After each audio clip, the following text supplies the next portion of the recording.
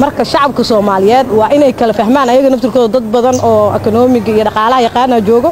maxay xildhibaanadaan baarlamaanka oo geesiyada runta ka hadasho maxay dadka u duceeyeen maxay dadka u amaaneen waa sidaan waxay runta u amaaneen dadka ay runta shalay waxay riday fursadii ugu dambeysay qora taas ilaahay runta ku jeceliya gabadhaan weyn la taageero waa baarlamaan gabadh u wanaagsan waay iyo wiilkan ayaa jiro bal wax dhageysana shalay qodobo waxay ka hashay oo saxiix ka hashay dadka runta way kala leexdaan laakiin ayada laakiin runta qofka inaha ay ka saaraysaa bal oo dhageysana gabadhaan waa gabadh la amaano waay magaalada in laga kala tago oo meelaha kale la aado ee noqonay tan kale dadka qaar ku doodayo canshuurtan inay sharci tahay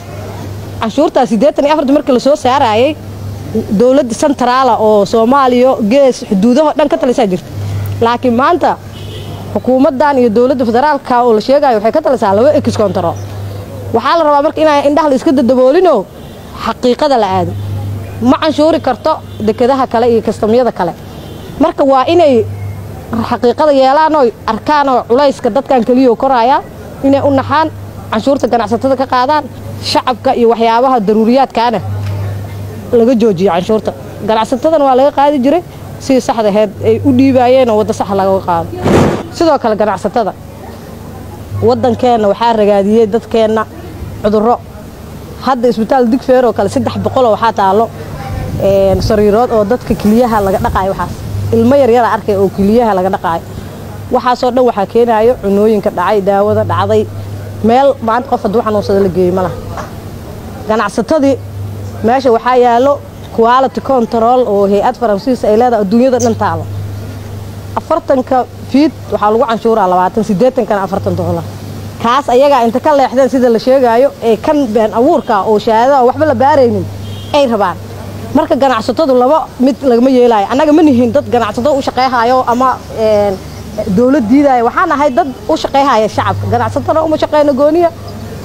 dawladana gama soo horjeedna si gooniya laakiin dawladana waxa rabnaa inay waajibaadkeeda gudato ganacsiga inay waajibaadkiisa gudato shacabka Soomaaliyeedna dawladuna u turto ganacsatada u turo adeerka isbaara u taala lacagta oo ka qaata ilmihiisa ku dirsaa dabaqa ugu dhisa adigana jarjarada lagu koraarto inay intaas fahmaan waa in salaama horta xaafada waxaan rabaa dhowr qodob yar yar inaan taabto tii canshuuraha oo maalmahan socotay baarlamaanka maanta dood waa la soo gabagabeeyay waxa la isku afgartay in guddi la saaro ay soo saaraan qaraarka baarlamaanka la keeno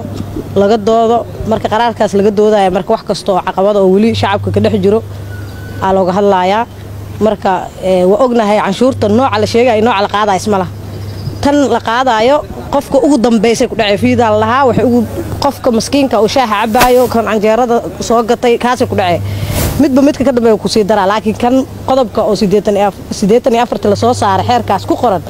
waxa waaye waxyaabaha jumlada iyo waxaas la saaraa canshuur waxa waaye oo canshuur laho oo la kor saaro badeecooyinkii waxaas tanfiidka isku nooc maaha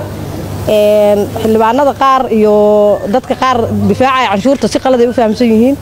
waxay soo qaataan hadda sida oo kale wadamadan East oo Afrika oo aan ka mid nahay midowga Afrika oo kale 53 dal oo kamid ah caafimaadka laga ma qaado waxbarashada laga ma qaado cunada daruuriga laga ma qaado waxa laga qaadaa waxyaabaha waaweyn iyo mobilada iyo waxyaabaha saas oo aan ahayn daruuriyaadka sidoo kale markii lacagaha la qaadayo oo 18 la qaadayo Kenya kale 16 lacagta shilinkooda way waxa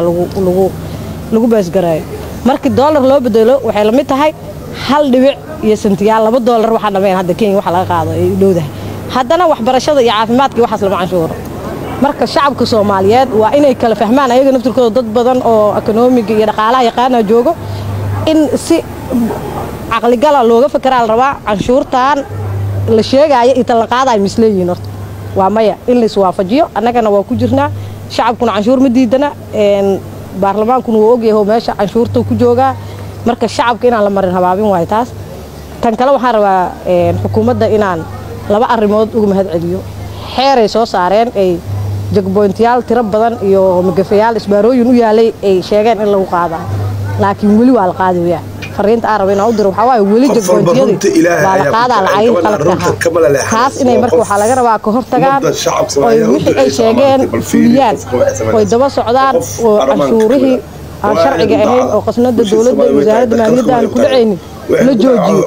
taas haddii la qaado oo tanna la qaado wax dhibaatada ku dhacaysa shacabka waaye sicir barra imaanayo